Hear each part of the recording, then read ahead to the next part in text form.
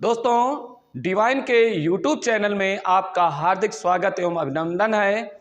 आज रामनवमी है। भगवान राम का भी आशीर्वाद आपको मिलना चाहिए, जिससे कि आगामी आने वाली भर्ती में आपको बढ़िया सफलता मिले और उस प्रतियोगिता में एक सीट आपकी फाइनल पक्की हो जाए। तो भगवान राम से हम यही कामना करेंगे कि आपको एक सीट पक्की, लेकिन उसके लिए करना क्या होगा? उसके लिए आपको पढ़ाई करना होगा और अच्छी पढ़ाई करिए, अच्छा रिजल्ट पाइए। ठीक है, तो चलते हैं, क्योंकि 1 अप्रैल 2023 को सुबह संपूर्ण भारत पे एक नई व्यवस्था लागू होने जा रही है। एक शिक्षा विभाग में एक नया सिस्टम लागू होने जा रहा है। उस सिस्टम का नाम है भारत की नई शिक्षा नीति। दोस्तों, ये जो राष्ट्रीय शिक्षा नीति है या नई शिक्षा नीति है, किस प्रकार से इसका समायोजन किया गया, किस प्रकार से लागू होने जा रही है, कब इसका मसौदा तैयार किया गया, इन चीज़ों को हम बड़ी बारीकी से पढ़ेंगे। बोर्ड पे हमको बताने से पहले हम उसको बारीकियों को एक एक समझेंगे। तो दोस्तों, हम शुरू करते हैं भारत की एक नई शिक्षा नीति। सबसे पहले हम बताना चाहेंगे कि अपने यहाँ अपने भारत में, चाहे वो वैदिक काल रहा हो, मध्यकाल रहा हो, या बौद्धकालीन शिक्षा रही हो, या मुगल लोग यानी मुगलों का जब शासन रहा हो, या दिल्ली सल्तनत रहा हो, यानी राजा रजवाड़े का जब शासन रहा हो, जिस प्रकार से जो लोग शासन करते थे, उस प्रकार से उन्होंने भारत में शिक्षा व्यवस्था को दिया। उस शिक्षा व्यवस्था को किस प्रकार से, उस शिक्षा व्यवस्था को किस प्रकार से प्रश्न उठता है। यानी जब मुगल रहे, उन्होंने अपने धर्म के प्रचार प्रसार के लिए अपने तरीके से शिक्षा को दिया। फिर क्या हुआ?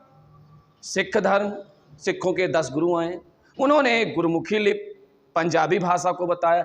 सभी लोगों ने अपने अपने अलग अलग तरीके से शिक्षा की व्यवस्थाएं दी। जब 1600 में ईस्ट इंडिया कंपनी की स्थापना भारत में होती है, तो उन्होंने यहां पर पैर जमाया और पैर जमाने के बाद व्यापार की नीति अपनाई। लेकिन किस प्रकार से 1773 के रेगुलेटिंग एक्ट के तहत उन्होंने बंगाल में गवर्नर नियुक्त किया, और बंगाल में गवर्नर नियुक्त होने के बाद उन्होंने कई व्यवस्थाएं शुरू की। वो चाहे शिक्षा की व्यवस्था रही हो या शासन व्यवस्था रही हो, बाजार के, यानी उनका मुख्य उद्देश्य यही था कि हम क्या करेंगे? व्यापार करेंगे। लेकिन किस प्रकार से व्यापार की नीति अपनाई, और व्यापार की नीति के बाद उन्होंने धीरे धीरे यहाँ पैर जमाना और यहाँ की व्यवस्थाएं शुरू कर दी।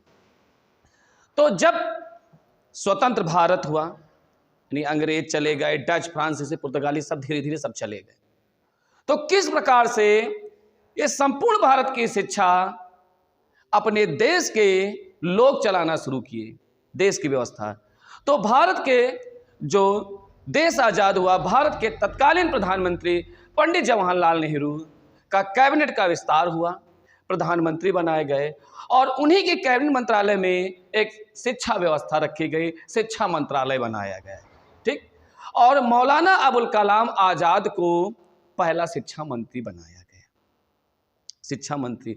उसके बाद क्या किया गया? उस शिक्षा विभाग को मानव संसाधन विकास मंत्रालय के साथ जोड़ दिया। यानी भारत की जो शिक्षा व्यवस्था थी, मानव संसाधन विकास मंत्रालय को दे दी गई।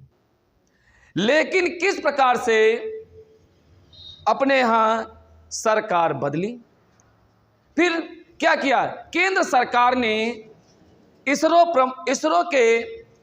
जानते हो ना, Indian space research organisation, ISRO के सदस्यता प्राप्त सदस्य के कस्तूरी रंगन को बुलाया गया, और के कस्तूरी रंगन से कहा गया, यानी 2017 में के कस्तूरी रंगन को बुलाया गया, और कस्तूरी रंगन को एक समिति का गठन करना था, और गठन करने के बाद उनसे कहा गया कि नई शिक्षा नीति की एक आप रूपरेखा तैयार करें। उन्होंने रूपरेखा तैयार की, और रूपरेखा तैयार करने के बाद 2019 में अपना मसौदा प्रस्तुत कर दिया भारत सरकार। अब जब मसौदा तैयार कर दिया और मसौदा तैयार करने के बाद आपके उस समय के मानव संसाधन विकास मंत्री रमेश पोखरियाल निशंक जी द्वारा संसद में पेश किया गया और केंद्र सरकार द्वारा नई राष्ट्रीय शिक्षा नीति 2020 को मंजूरी मिल गई। यानी 2017 में इसरो के सदस्य डॉक्टर के कस्तूरीरंगन की अध्यक्षता में एक समिति का गठन किया गया।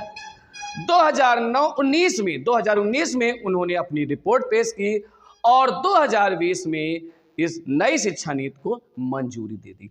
लेकिन प्रश्न उठता है, उसको लागू नहीं किया गया था। उसको लागू किया जा रहा है अभी 1 अप्रैल 2023 को संपूर्ण भारत में लागू कर दिया जाएगा।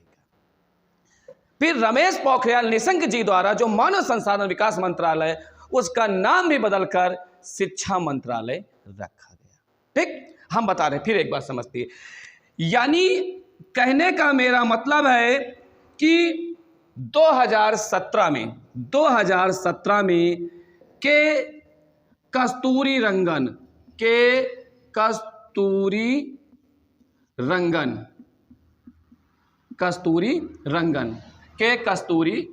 ने, ठीक ना समझ पाए, हम तो बोल भी रहे हैं, आप नोट कर लीजिएगा। के कस्तूरीरंगन को बुलाया गया। उन्होंने उनसे कहा गया, आप नई शिक्षा नीति की रूपरेखा तैयार किए। क्या रूपरेखा तैयार कीजिए। उन्होंने रूपरेखा तैयार किया और 2019 में अपनी रिपोर्ट प्रस्तुत कर दी भारत सरकार को और केंद्र सरकार ने 2020 यानी 2017 में समिति का रिपोर्ट कब दी? रिपोर्ट दी 2019 में और केंद्र सरकार द्वारा 2020 में नई शिक्षा नीति को मंजूरी मिली। लेकिन लागू होगा 1 अप्रैल 2023 को लागू होगा। समझे मेरी बात?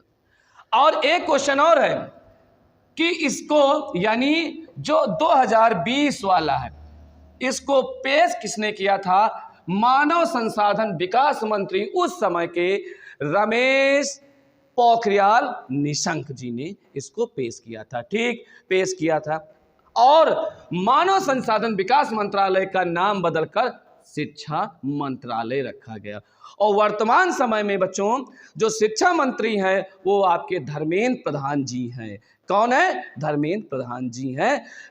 और इनके नई शिक्षा नीति के ये शिक्षा मंत्री हैं। आगे चलते हैं। फिर अभी हमने आपको बताया कि भारत के पहले शिक्षा मंत्री मौलाना अबुल कलाम आजाद जी हैं। ठीक, इतनी बात समझ में आएगी।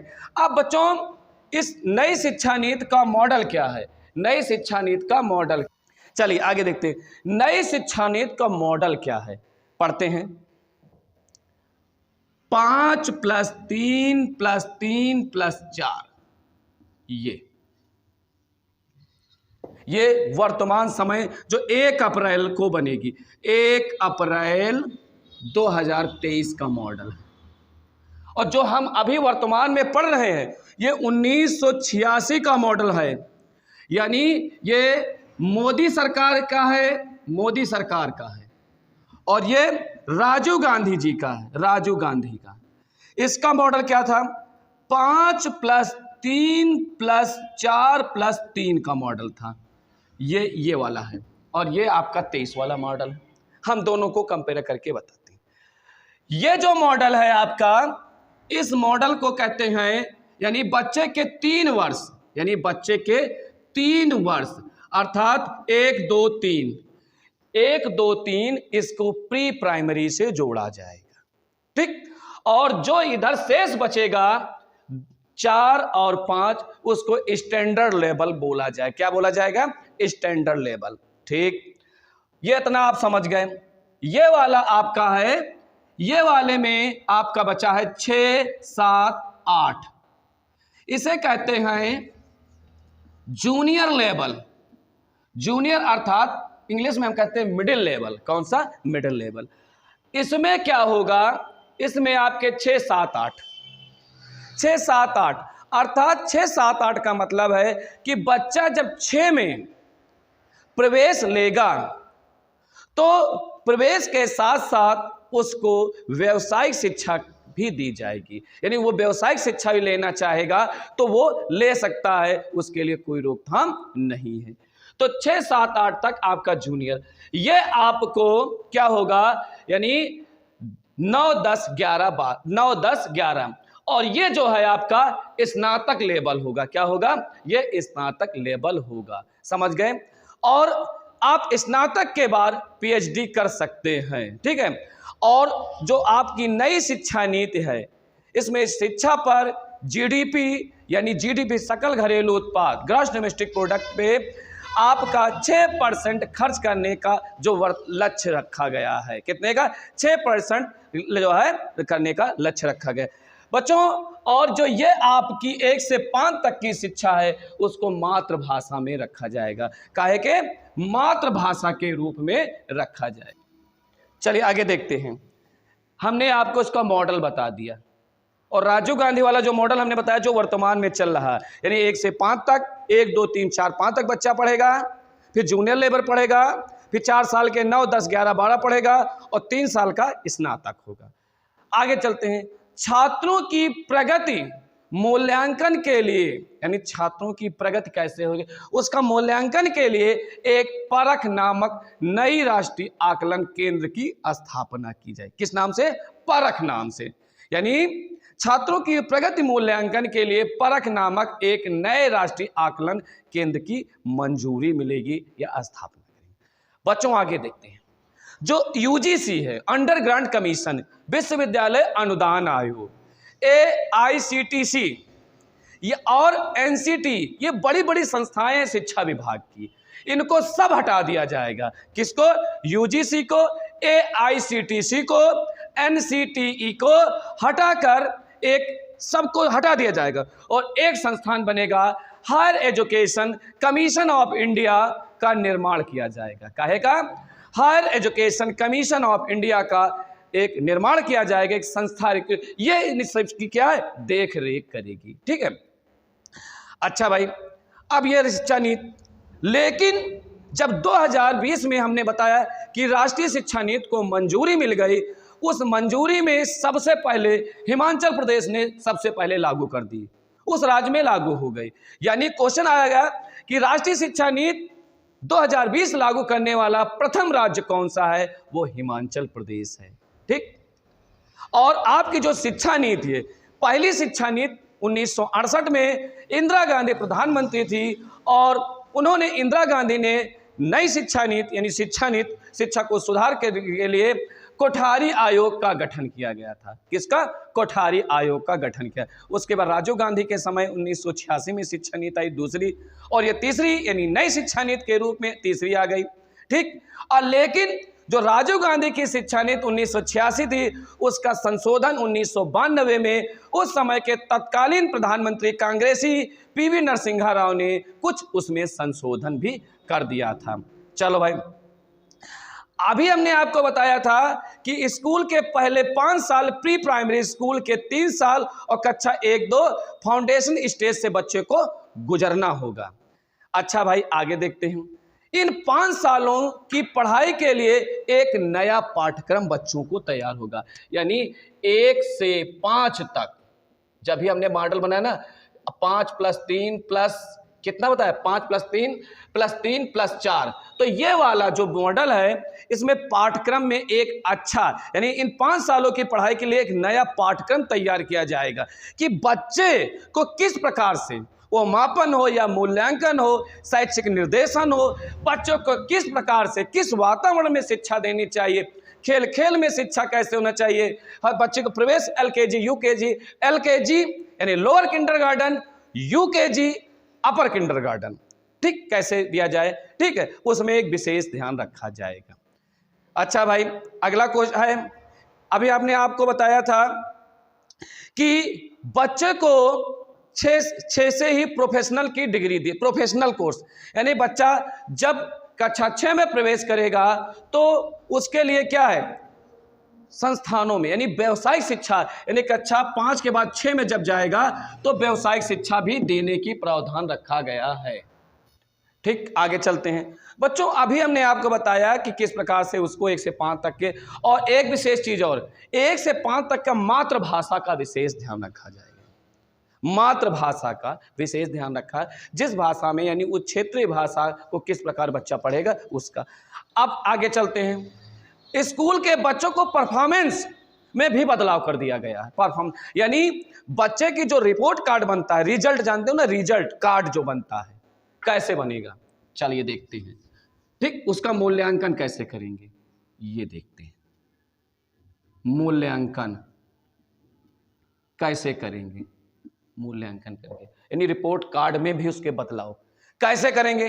3 रूपों में करेंगे, 1 2, चलिए ठीक से बनाते हैं, 2 और 3, यानी 1 2 3, 3 रूपों में कार्ड बनेगा। कैसे बनेगा, यानी जैसे 12 महीने होते हैं, मान लेते हैं 12 महीने, एक उदाहरण। तो जो उसकी पहली परीक्षा होगी तो उसमें क्या करेगा, छात्र स्वयं तय करेगा अपनी पढ़ाई को, यानी अपने परफॉर्मेंस को स्वयं वो तय करेगा, अपना रिजल्ट वो स्वयं तय करेगा, वो स्वयं अपने को परखेगा। किसमें, फर्स्ट स्टेप में, स्वयं। ठीक, जब दूसरा आएगा, यानी दूसरा परफॉर्मेंस, यानी दूसरा मतलब उसका मूल्यांकन जब सेकंड पोजीशन पे, यानी 4 महीने बीतने के बाद फिर उसका मूल्यांकन कौन करेगा, उसका सहपाठी करेगा। कौन, सहपाठी दोस्त करेगा। जब तीसरा मूल्यांकन होगा उसको शिक्षक करेगा। कौन करेगा, शिक्षक करेगा। समझे मेरी बात। यानी नई शिक्षा नीति, और नई शिक्षा नीति इनके लिए लागू है जो पहली कक्षा यानी प्रवेश करने जा रहा है, उसके लिए नई शिक्षा नीति लागू है। जो 5 से पास होकर 6 में जाएगा उसके लिए जो नई शिक्षा नीति लागू, और जो 8 से पास होकर 9 में जाएगा उसके लिए लागू होगा। जो बच्चे पढ़ रहे हैं उनके लिए, यानी जो 10 से 11 में जाएंगे या 9 से 10 में जाएंगे उनके लिए ये कोई कंडीशन लागू नहीं होती। जो 8 से 9 में प्रवेश लेंगे, जो बच्चे 5 से 6 में प्रवेश लेंगे, जो पहली कक्षा यानी अब सीधे अपने जीवन काल के बाल्यकाल, यानी अपने घर से, परिवार से हटकर एडमिशन लेना जा रहा, उसके लिए कंडीशन लागू होगी। और जो बच्चे पढ़ रहे हैं उनके लिए कोई कंडीशन ये लागू नहीं होगी।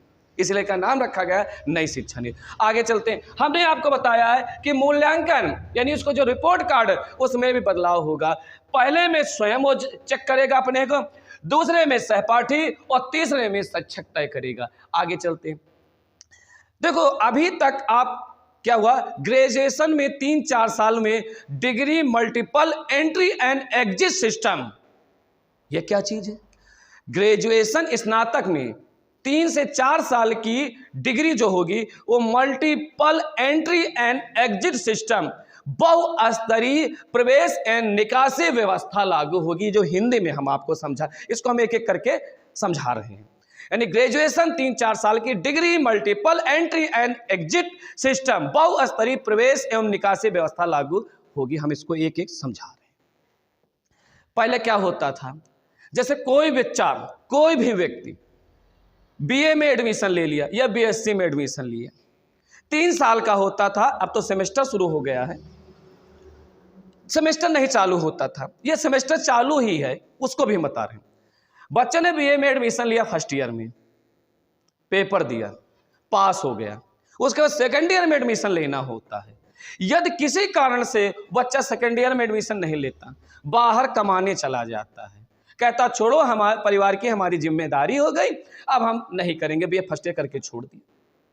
कुछ समय यानी कुछ यूनिवर्सिटियां ये तय करती हैं कि अगर बीए फर्स्ट ईयर आपने किया, सेकंड ईयर एडमिशन नहीं लिया है, या फिर एडमिशन लेना चाहते हो सेकंड ईयर में, तब क्या होगा। यानी अगर जैसे कानपुर विश्वविद्यालय, छत्रपति साहू जी महाराज विश्वविद्यालय, वो ये तय किए थे कि अगर बच्चा बीए में एडमिशन फर्स्ट ईयर में लेता है, पास हो जाता, सेकंड ईयर में एडमिशन नहीं लेता, यदि 7 साल के अंदर अंदर वो एडमिशन लेता है तो सेकंड ईयर में तो एडमिशन ले सकता है, यानी और अन्यथा 7 साल बाद लेता है तो बीए फर्स्ट ईयर भी उसका समाप्त हो जाएगा। उसको फिर से बीए फर्स्ट ईयर का प्रवेश लेना होगा। लेकिन हम आपको नई शिक्षा नीति में आपको multiple entry and exit system बताने जा रहे हैं। उसमें क्या है, हमने बताया कि बीए फर्स्ट ईयर में कोई एडमिशन लेता था और फिर क्या है, फिर वो नहीं पढ़ता था, छोड़ देता था, तो उसकी डिग्री मानी नहीं जाती थी, उसका स्नातक माना नहीं जाता। लेकिन जो ये नई शिक्षा नीति है उसमें यह व्यवस्था लागू नहीं है। कैसे लागू है? यदि कोई भी व्यक्ति, हम मान के चलते हैं, अभी आपको बताया स्नातक 4 वर्ष, 4 साल का स्नातक, यदि बच्चा एडमिशन लिया और एडमिशन लेने पे 1 साल बीत गया, 1 साल बीत गया, 1 साल बीत गए, 1 साल जब बीतने पर उसने पढ़ाई छोड़ दी, अब पढ़ाई उसने छोड़ दी, अब आगे नहीं पढ़ेगा, तो इस शिक्षा नीति में क्या कहा कि यदि बच्चा 1 साल में पढ़कर छोड़ देता है तब भी उसको क्या है, तब भी उसको डिग्री नहीं, तब भी उसको क्या मिलेगा, उसके लिए उस बच्चे को एक सर्टिफिकेट मिलेगा कि आपने स्नातक में एडमिशन लिया है, तो 1 साल की उसकी क्या है, एक जो है सर्टिफिकेट मिल जाएगा। चलिए आगे देखते हैं। यदि बच्चा 2 साल बाद पढ़ाई छोड़ता है, यानी 2 साल पढ़ चुका है ना, ये देखते हैं, यहां लिख देते हैं 1 2 3 4, इसमें करेगा तो क्या मिलेगा, उसको सर्टिफिकेट मिलेगा। यदि दूसरे साल भी कर लेता, नहीं इसको भी कर लेता, उसके बाद ये भी कर लेता, तो उस बच्चे को क्या मिलेगा, डिप्लोमा मिलेगा। स्नातक में डिप्लोमा, उसको डिप्लोमा मिलेगा। यदि बच्चा 3 और 4 साल सब पूरा कर लेता है तब उसको डिग्री मिलेगी। समझे हमारी बात, फिर से समझा दे रहे हैं। यानी जो ग्रेजुएशन 3 से 4 साल का degree multiple entry exit system है, उसमें जो बच्चों की पढ़ाई बर्बाद हो जाती है, बहुत अच्छी बढ़िया व्यवस्था कर दी गई इसमें।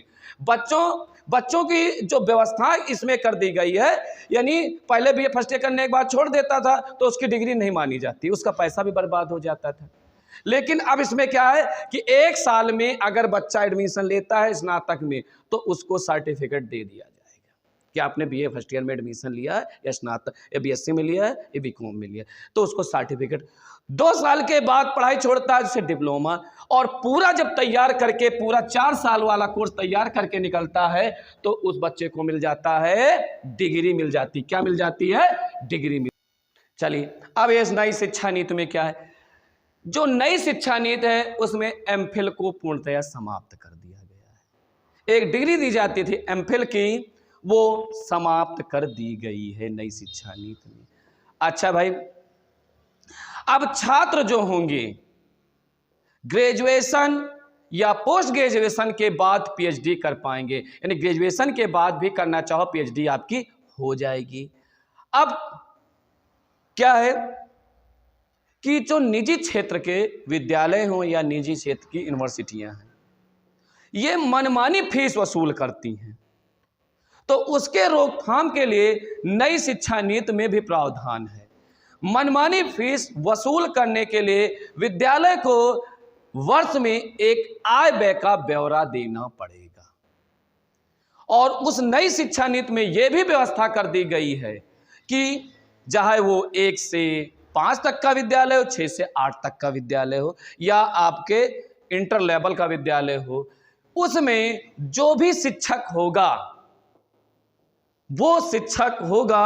वो मानक के अनुसार ही होगा। यदि नहीं है कि आप 6 से 8 में पढ़ाने जा रहे हो तो आप इंटर पास हो और छोटे छोटे बच्चों को इंग्लिश सिखा रहे हो, ये नहीं होगा। आपके पास जो भारत सरकार द्वारा निर्धारित एजुकेशन, आपके पास आप डिग्री होल्डर होने चाहिए। यानी कि आप यदि 6 से 8 तक पढ़ाने चाह रहे हो या 1 से 5 तक, तो आपके पास बीटीसी, बीएड, टेट क्वालिफाई होना चाहिए, तभी आप मानक के अनुसार शिक्षक माने जाओगे। इंटर लेवल पर यदि आप हाई स्कूल तक हो तो आपके स्नातक प्लस आपका बीएड यानी टीजीटी लेवल पर आपका होना चाहिए, इंटर लेवल पर आपका पीजीटी होना अनिवार्य है। और आप जो उच्च शिक्षा के लिए आप जानते हो नेट, पीएचडी, जीआरएफ ये आपका होना चाहिए। चलते हैं आगे। नई शिक्षा नीति में कंप्यूटर, जानते ही हो, कंप्यूटर, लैपटॉप, मोबाइल, यानी नई शिक्षा नीति में कंप्यूटर, लैपटॉप, मोबाइल के जरिए एक ऐप बनेगा। ऐप के द्वारा बच्चे लर्निंग कर सकेंगे, यानी पढ़ सकेंगे। किसके द्वारा? एक नई एजुकेशन पॉलिसी के माध्यम से उस पर ऐप लोड होगा। उस ऐप के माध्यम, जैसे आप लोग हम बना रहे हैं यूट्यूब चैनल, तो इसी के माध्यम से सरकार का एक ऐप होगा, सरकार का ऐप होगा, है ना, सरकार द्वारा नई शिक्षा नीति का एक ऐप होगा। उसके माध्यम से जो आपकी पाठ्यक्रम होगा उस पाठ्यक्रम के अनुसार ही वो होगा। चलो भाई आगे चलते हैं बच्चों। आगे जब चलते हैं तो शोध कार्य, जैसे कोई चीज शोध करना चाहो कि जैसे पीएचडी लेवल पर होता, शोध संस्थान होते हैं, शोध चाहे कृषि अनुसंधान के लिए हर जिले में 2030 तक हर शोध के लिए, विषय शोध के लिए, चाहे एग्रीकल्चर पे हो या कोई विषय विशेषज्ञ, उसके लिए संस्थान 2030 तक भारत सरकार द्वारा संस्थान बना लिए जाएंगे। और एक और बहुत इंपॉर्टेंट चीज है कि हर जिले में कला करियर, खेल संबंधी गतिविधियों में भाग लेने के लिए एक हर जिले में बाल भवन बनेगा। ठीक, हर जिले में बनेगा, यानी भारत में जितने भी, जैसे उत्तर प्रदेश 75 जिलों, तो 75 जिलों में बनेगा। उसी प्रकार से मैं कहना चाहता हूं हर जिले में कला करियर, खेल संबंधी गतिविधियों में भाग लेने के लिए एक बाल भवन बनेगा। आगे चलते हैं। एक नई चीज और लागू कर दी गई, त्रिभाषा फार्मूला। ये त्रिभाषा फार्मूला क्या है? छात्रों को स्कूल के सभी स्तर, वो चाहे प्राइमरी लेवल हो, उच्च शिक्षा हो, संस्कृत को एक विकल्प के रूप में चुनने का अधिकार होगा। अर्थात बच्चे पर विषय का बोझ नहीं होगा। जैसे बच्चे कक्षा 11 से विषय चुनने के लिए आजादी थी, अब कक्षा 9 से ही बच्चे अपने विषय को चुनने की उनको संपूर्ण आजादी होगी। समझे मेरी बात? यानी त्रिभाषा फार्मूला क्या है? छात्रों को स्कूल के सभी स्तर, वह छोटे स्तर हो, उच्च शिक्षा लेवल हो, संस्कृत को एक विकल्प के रूप में चुनने का अधिकार। अर्थात बच्चों के ऊपर मनमानी विषय को थोपा नहीं। ले लेता है बच्चा, पढ़ नहीं पाता, बाद में परसेंटेज कम हो जाता है। ठीक, यानी स्नातक स्तर पे विषय चुनने की भी आजादी उनको मिल गई। आगे चलते हैं। हमने बताया कि विषय चुनने की आजादी। और लास्ट क्वेश्चन मेरा आता है कि भारत में विदेशों की भी, यानी हमारे जो विदेश, यानी हमारे कंट्री, जो विदेशी कंट्री हैं, वो चाहे अमेरिका हो, ऑस्ट्रेलिया हो, ब्रिटेन हो, अब इन लोगों को भारत सरकार ने नई शिक्षा नीति के अनुसार ऑफर किया है कि वो भारत में आओ और भारत में अपने विश्वविद्यालय के कैंपस बनाओ और भारत में बढ़िया अच्छे से विदेशी शिक्षा नीति, यानी विदेशी शिक्षा नीति नहीं बल्कि एक शिक्षा व्यवस्थाओं को बढ़िया अग्रसर बनाओ। अभी हाल ही में गुजरात में ऑस्ट्रेलिया के 2 विश्वविद्यालयों ने अपनी आधारशिला रखी। तो फिर एक बार हम रिपीट करते हैं, नई शिक्षा नीति जो आई है, वो नई शिक्षा नीति का पूरा ब्यौरा मैंने बता दिया है। और इस नई शिक्षा नीति 1 अप्रैल 2023 में लागू कर दी जाएगी। और इसको अच्छे से अच्छे अध्ययन करिए, अच्छे से अच्छे आप पढ़िए, क्योंकि ये नई शिक्षा नीति जो लागू होने जाए, इससे 1 से 2 सवाल एकदम पक्के हैं उनके लिए। जैसे आगामी आने वाली परीक्षा यूपीपी है, यूपी टेट है। यूपी टेट के लिए तो रामबाण है क्योंकि एजुकेशनल से जुड़ा हुआ है। यूपी टेट है, सुपर टेट है। इन सब परीक्षाओं में नई शिक्षा नीति के क्वेश्चन पक्का आएंगे। जैसे सर्व शिक्षा अभियान 2002 में लागू हुई, 2002 लागू हुई, 10वीं पंचवर्षीय योजना में उसको 2 लोगों ने मालूम किया। ठीक है, जब नई आगे पढ़ाएंगे तो विस्तार से आपको बताएंगे। तो इस नई शिक्षा नीति को आप अच्छे से अच्छे पढ़ते रहिए और अच्छे से अच्छे अपना भविष्य उज्जवल बनाइए। इसी के साथ हम नए वीडियो के साथ अगले मिलते हैं। तब तक के लिए आप हमारे YouTube चैनल को अच्छे से अच्छे आगे बढ़ाइए, सब्सक्राइब करिए और पढ़ते रहिए, मस्त रहिए, मुस्कुराते रहिए। Thank you. दोस्तों, डिवाइन के यूट्यूब चैनल में मैं सुधीर कुमार आज एक चैप्टर लेकर आए हैं जो इसका संबंध अर्थशास्त्र से है। कुछ बच्चे अर्थशास्त्र एक विषय के रूप में लेते हैं, कुछ बच्चे जब नहीं लेते विषय के रूप में तो जब कंपटीशन की तैयारी करते हैं, प्रतियोगिता की तैयारी करते हैं तो उसमें एक विषय के रूप में इसको पढ़ते हैं। तो इस अर्थशास्त्र की क्लास में हम लेकर आए हैं एक नया चैप्टर जिसका नाम है नीति आयोग। अधिकतर बच्चे जो कंपटीशन के लिए हैं इसको पढ़ चुके हैं। जो बच्चे कंपटीशन की नई नई तैयारी कर रहे हैं उनके लिए नया होगा। तो बच्चों, घबराने की बात नहीं है। हमारा डिवाइन परिवार एक अच्छे से अच्छा जो है मैटर उपलब्ध करा रहा है और इस मैटर को देखते हुए हम एकदम सरल सहजता से आपको एक एक बिंदु को समझाएंगे। तो बच्चों, इसको पढ़ने से पहले थोड़ी इसकी डेफिनेशन समझते हैं, इसके बारे में समझते हैं कि क्या था नीति आयोग।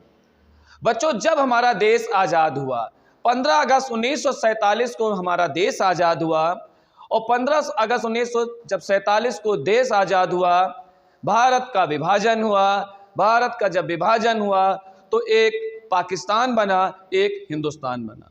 वो चाहे पाकिस्तान रहा हो चाहे हिंदुस्तान, दोनों देशों में भूखमरी, असहाय, बेरोजगारी बहुत चरम सीमा थी। ठीक, और किसी भी देश को बढ़ने के लिए उस देश में अधिक से अधिक औद्योगिकीकरण का होना आवश्यक है।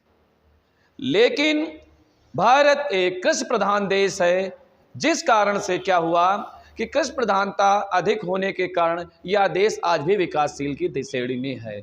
तो जब देश आज़ाद हुआ उस समय तत्कालीन प्रधानमंत्री श्री पंडित जवाहरलाल नेहरू ने ये योजना बनाई थी। योजना बनाई और बाद में उसका नाम ही योजना आयोग पड़ा। योजना आयोग बनाया 15 मार्च 1950 को योजना आयोग बनाया और योजना आयोग बनाने के बाद बराबर वो चलती रही। लेकिन किस प्रकार से भारत में चाइना युद्ध हुआ, इधर पाकिस्तान का युद्ध हुआ, है ना, उसको देखते हुए बनने को तो फिर योजना आयोग बनाया, फिर पंचवर्षीय योजना उसके आधार पे बनी और 5-5 वर्षों की योजना। लेकिन बीच में योजना अवकाश पड़ा जो एक वर्ष के लिए बनाई गई। ठीक, एक वर्ष के लिए बनाई गई और उस योजना के तहत भारत का अधिक से अधिक विकास करना था। लेकिन विकास की दर कभी कम हुई, कभी ज़्यादा हुई, क्योंकि बीच बीच में बाह्य आक्रमण हुए, जैसे चाइना का युद्ध हुआ, फिर इधर पाकिस्तान से किस प्रकार से कटकर बांग्लादेश में, उसमें भारत की सर्वोच्चता बढ़ चढ़कर आगे थी, जिसमें श्रीमती इंदिरा गांधी ने बहुत बड़े प्रयास से पाकिस्तान से अलग करके बांग्लादेश को बनाया था। ठीक, तो बेटा योजना आयोग बनाया गया 15 मार्च 1950 में योजना आयोग का गठन किया गया। उसके बाद धीरे धीरे वो बराबर चलता रही। लेकिन बाद में जब सन 2015 में एक नई सरकार का गठन हुआ, 14 में ही गठन हो गया था, लेकिन नीति आयोग की हम बात पढ़ा रहे हैं। बच्चों, 1 जनवरी 2015 को मंत्रिमंडल द्वारा नीति आयोग की स्वीकृति हुई। वही नीति आयोग जो कभी योजना आयोग था, यानी योजना आयोग का नाम बदलकर नीति आयोग रखा गया। कब रखा गया? 1 जनवरी 2015 को। यानी हम सबसे पहले पढ़ते हैं योजना आयोग के बारे में। योजना आयोग, जैसा कि हमने बताया कि योजना आयोग का गठन 15 मार्च 1950 को किया गया था। अब 15 मार्च 1950 को जब योजना आयोग का गठन किया गया, इसका अध्यक्ष क्या होता था? जो तत्कालीन प्रधानमंत्री होता था, वही योजना आयोग का क्या होता था? अध्यक्ष होता। तो अर्थात सीधे सीधे 15 मार्च 1950 को जब योजना आयोग का गठन हुआ तो उस समय के प्रधानमंत्री कौन थे? पंडित जवाहरलाल नेहरू जी थे। ठीक, पंडित जवाहरलाल नेहरू जी थे। लेकिन इसका एक उपाध्यक्ष होता था। तो इसके जो ये हम लिख देते हैं यहां पर अध्यक्ष, और उसी समय एक उपाध्यक्ष थे, उनका नाम था गुलजारी लाल नंदा। गुलजारी लाल नंदा था। ठीक। अब ये योजना के मायने क्यों बताया? क्योंकि इसी का नाम बदलकर नीति आयोग रखा गया 1 जनवरी 2015 को मंत्रिमंडल की स्वीकृति से। अब हमने बताया योजना आयोग, ये योजना, अब बाद में इसका नाम हटा दिया गया। हटाने के बाद इसकी स्थापना की गई। कब की गई? 1 जनवरी 2015 को, यानी भारत सरकार के मंत्रिमंडल द्वारा इसका नाम बदल दिया। मंत्रिमंडल द्वारा। अब मंत्रिमंडल शब्द, अगर कोई संविधान का संशोधन होता है तो लोकसभा, राज्यसभा 14 दिन के बाद अंदर वापस करते, फिर राष्ट्रपति संविधान में संशोधन होकर उस बन जाता। लेकिन जो नीति आयोग थी, या नीति आयोग बनी नई, या योजना आयोग पुरानी थी, तो योजना आयोग क्यों बदल दिया गया? ये गैर संवैधानिक संस्था है, यानी भारत के संविधान में इसका कोई वर्णन नहीं, इसलिए इसको बदल दिया। किसी की स्वीकृति लेने की आवश्यकता इन लोगों को नहीं पड़ी है। ठीक। तो योजना आयोग का नाम बदल कर क्या रखा गया? हमने बताया नीति आयोग, और मंत्रिमंडल द्वारा इसकी स्वीकृति 1 जनवरी 2015 को की गई। अब इसके बारे में थोड़ा विस्तार से पढ़ते हैं। हमने आपको बताया कि ये नीति आयोग क्या है, यानी योजना आयोग जो शुरुआत में ये गैर संवैधानिक थी, बाद में इसको बदलकर नीति आयोग। नीति आयोग भी गैर संवैधानिक संस्था है। ठीक है। तो अब शुरू करते हैं। नीति आयोग जब 1 जनवरी 2015 को बनी, तो उसका जो तत्कालीन अध्यक्ष था, उसका तत्कालीन अध्यक्ष, यानी हमने योजना आयोग का बताया कि उस समय तत्कालीन प्रधानमंत्री होता। तो नीति आयोग जब बनी तो उस समय माननीय नरेंद्र मोदी जी प्रधानमंत्री थे। तो नीति आयोग का प्रथम अध्यक्ष के रूप में माननीय नरेंद्र मोदी जी थे, यानी भारत के प्रधानमंत्री। ठीक। यानी नीति आयोग का पहला अध्यक्ष माननीय नरेंद्र मोदी जी थे, और उपाध्यक्ष कौन थे? प्रोफेसर अरविंद पनगड़िया थे। यानी नीति आयोग की स्थापना 1 जनवरी 2015 को हुई, और नीति आयोग का प्रथम अध्यक्ष माननीय नरेंद्र मोदी जी थे, और नीति आयोग का प्रथम उपाध्यक्ष प्रोफेसर अरविंद पनगड़िया थे। और नीति आयोग का प्रथम सीईओ कौन थे? वो सिंधु श्री खुल्लर जी थे। कौन था? सिंधु श्री खुल्लर जी। 3 चीजें मैंने बताई आपको। क्या बताया? कि सबसे पहले मैंने कहा नीति आयोग का प्रथम अध्यक्ष माननीय नरेंद्र मोदी जी, उपाध्यक्ष प्रोफेसर अरविंद पनगड़िया, नीति आयोग का प्रथम सीईओ सिंधु श्री खुल्लर जी थे। और नीति आयोग का गठन 1 जनवरी 2015 को किसका नाम बदलकर? योजना आयोग का नाम बदलकर रखा गया था। चलिए आगे, हमने आपको क्वेश्चन बता दिया। नीति आयोग का प्रथम अध्यक्ष, उपाध्यक्ष, सीईओ बता दिया, नीति आयोग की स्थापना बता दी। उसके बाद नीति आयोग किस योजना आयोग का जो है हटाकर, यानी जो है आपकी योजना आयोग थी उसका नाम बदल कर किस प्रकार। अब नीति आयोग का वर्तमान अध्यक्ष पूछ रहे हैं भाई हमका। नीति आयोग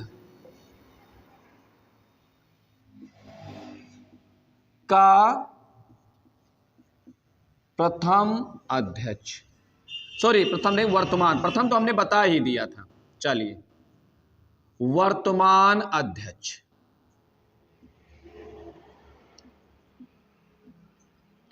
बिल्कुल सरल क्वेश्चन है।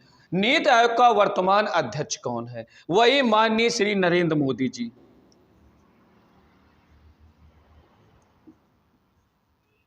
नरेंद्र मोदी जी।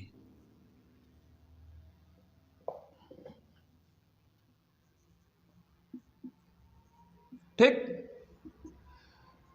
यानी नीति आयोग का वर्तमान अध्यक्ष श्री नरेंद्र मोदी जी हैं। अब इसी जगह पूछ लिया जाता है कि नीति आयोग